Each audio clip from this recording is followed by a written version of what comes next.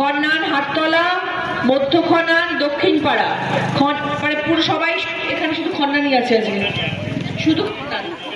আমাকে বলবেন এবং বলা হয়ে যাওয়ার পর যে বলবেন সে এসে এনার কাছে আসবেন, সুভাষিস বাবুর কাছে আসবেন, এসে নাম লেখাবেন, নাম্বার লেখাবেন, কি অসুবিধা হচ্ছে সেটা লেখাবেন। আচ্ছা, এবার আমাকে বলুন আপনাদের কার কি বক্তব্য আছে।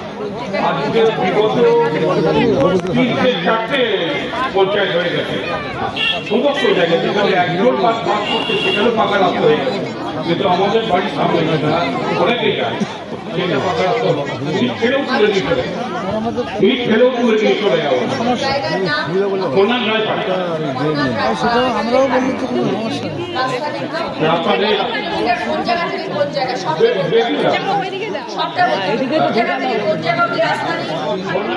মাথায় রয়েছে যে আগামী দিনে আরো বড় কাজ করে যেতে পারি। একটা পার্ক করলাম, বাচ্চারা সবাই খেললো, রাস্তাঘাটে গাড়ি চলে আসে যে বাচ্চাদের কোনো অসুবিধে না হয়, বাকি লোকেদের বৃদ্ধ মানুষরা যদি বসতে পারে সন্ধ্যেবেলা, যদি গল্প করতে পারে, সেটা একটা। তারপরে আরো অনেক জিনিস হতে পারে। আমার সব থেকে বড় কাজ পান্ডুয়া হাসপাতালকে ভালো করা, সেটা আমার সব থেকে বড় কাজের মধ্যে একটা রয়েছে। যেমন আজকে আমার কাছে সব থেকে বড় কাজ হচ্ছে আমার বলামার ভাঙন নিয়ে লড়াই করা। বলামারের ভাঙনটা যেমন আমার কাছে সব থেকে আছে, কিন্তু সেটা একটা এত বড় কাজ যে সেই কাজটা আমাদের দিদির দ্বারা সম্ভব নয়, কারণ খুব সীমিত আমি নিশ্চয়ই করার চেষ্টা করবো এবং আমাদের লড়াই করবো তার জন্য। এবং আপনারা সবাই জানেন পার্লামেন্টে সে আওয়াজ তুলেছিলাম গঙ্গার ভাঙন নিয়ে, তো সেটা যেমন আছে ঠিক সেরকম ভাবে পান্ডুয়া হাসপাতাল যাতে আরো আমার সদের সাথে কথা হয়েছে এবং দলের সবার সাথে কথা হয়েছে, যাতে 100টা বেড করা হয় এবং বেডের বড় অভাব, সেটা চেষ্টা করা হবে এবং যাতে আরো ভালো ভালো ইকুইপমেন্টস আসে পান্ডুয়া হাসপাতালে, যাতে আপনাদেরকে দৌড়াতে না হয় চুচুড়া বা কলকাতায়, সেটার জন্য ব্যবস্থা একটা মাথায় রয়েছে। এগুলো আপনারা করতে পারেন, এগুলো আমি চেষ্টা করবো এবং আগামী 3-4 বছরের মধ্যে যাতে সেই কাজগুলো হয় সেটার জন্য আমি নিশ্চয়ই আপনাদের পাশে আছি। আমি দিদি নাম্বার 1, আমি অভিনেত্রী, তাদের কলকাতার বাড়িতে গিয়ে বসে থাকবো, তা কখনোই হবে না। আমি যেমন ভোটের সময় এসে দাঁড়িয়েছি, আজকে আমি 6 মাস হয়ে গেছে, আজকেও আমি আপনাদের পাশে আছি, আপনাদের সাথে আছি, আপনাদের কথা শোনার জন্য। আপনারা আমাকে বলুন আপনাদের কি প্রয়োজন, আপনাদের কি দরকার, আমি সব লিখে নেব এবং লিখে নেওয়ার পরে আমি দেখবো যাতে কাজগুলো প্রতি বর্ষায় এবং এখানে সমস্ত সন্ধান গ্রামের সমস্ত যারা এই পথে যায়, জল নিকাশি ব্যবস্থা না থাকার জন্য সব থেকে বেশি প্রত্যেকে অসুবিধা বোধ করে। 1 হাঁটুর উপর জল হয়, কাইন্ডলি একটু শুনবেন, বলবেন রঞ্জনদারকে চাপ দিলে এগুলো বলুন না, বলছি যে 1 হাঁটুর উপর জল জমে যায়, প্রত্যেক লোকেরই অসুবিধা হয়। জায়গা থেকে কোন জায়গা অবধি আপনি প্লিজ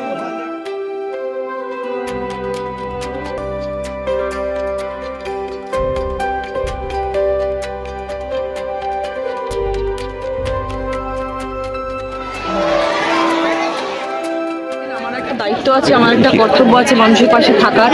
শুধু ভোটের সময় সে হাত নাড়বো তা তো হতে পারে না কখনো। তাদেরও কোনো অসুবিধাগুলো বুঝতে হবে, জানতে হবে কী কাজ হচ্ছে সেটা বুঝতে হবে, এবং আগামী দিনে কি কাজ হলে তারা ভালো থাকবে সেটাও আমাকে বুঝতে হবে, এবং আদৌ কাজ হচ্ছে কিনা সেটাও আমাকে বুঝতে হবে।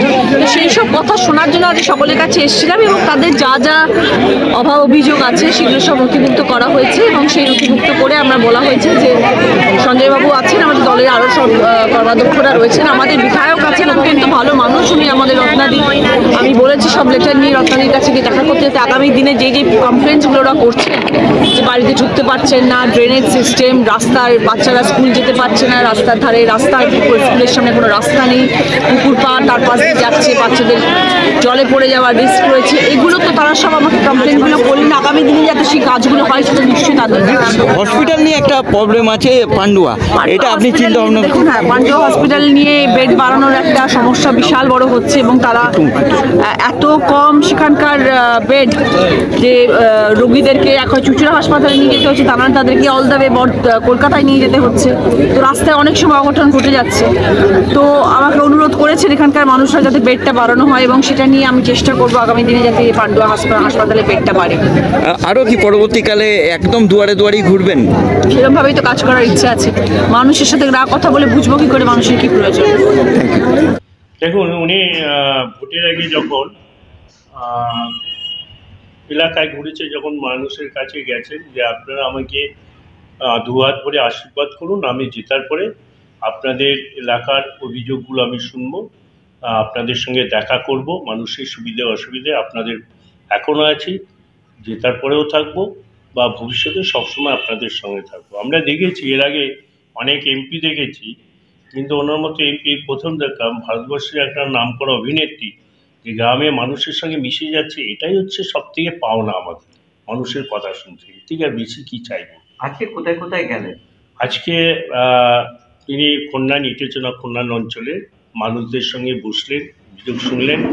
তারপরে তিনি কলেজ পরিদর্শন করলেন, কলেজকে স্যারদের সঙ্গে ম্যাডামদের সঙ্গে আলোচনা করলেন। তারপরে পাশে স্কুল তিনি পরিদর্শন করলেন, এবং কীরকম ছেলেদের পঠন পাঠন হচ্ছে, খাওয়া দাওয়া কীরকম মিড ডে মিল হচ্ছে, সেই সব তিনি দেখলেন। একেবারে হসপিটাল সম্পর্কে কি বললেন? দেখুন, আমরা বারবার পান্ডুয়া যে চাহিদা, এটা আমি যখন পঞ্চায়েত সমিতিতে ছিলাম সহসভাপতি, তখন আমার মানুষকে প্রতিশ্রুতি দিয়েছিলাম জল নিকাশি এবং হসপিটালটা। মাননীয় মুখ্যমন্ত্রী যেভাবে বাংলার 2011 সালে যে পরিস্থিতি ছিল বামফ্রন্টের সময়, সেটা মমতা বন্দ্যোপাধ্যায় আসার পরে অনেক পরিকাঠামো চেঞ্জ করেছে। স্বাস্থ্য পরিষেবা বহুত উন্নত হয়েছে। তো পান্ডুয়া স্বাস্থ্য পরিষেবা যেহেতু 36টা বেড, সেখানে আমরা বারবার বলছি এত মানুষের চাহিদা, পার্শ্ববর্তী 4টে ব্লক এই হসপিটালের উপর নির্ভর করে। যেরকম আপনার মেমারির কিছুটা, বলাগড়ের কিছুটা, ধনেকালির এই সাইডটা, আর মগরার কিছুটা, 4টে ব্লক, একটা ব্লকের উপর স্বাস্থ্যকেন্দ্রে প্রচুর চাপ। তার জন্য আমরা বলছি বেড সংখ্যা যদি বাড়ানো হয়, তাহলে আমাদের একটা মানুষের চাহিদা, যে মমতা বন্দ্যোপাধ্যায় যেরকম বিনা মূল্যে ওষুধ থেকে আরম্ভ করে স্বাস্থ্য পরিষেবা, স্বাস্থ্যসাথী কার্ড সবই তো করে দিয়েছে। পান্ডুয়া যদি হসপিটালটা 100 বেড হয়, এটা মানুষের চাহিদা। যার জন্য আমরা রচনা বন্দ্যোপাধ্যায়কে বলেছি, দিদি বলেছেন মুখ্যমন্ত্রীর সঙ্গে আলোচনা করেছে, আশা করি এটা হয়ে যাবে।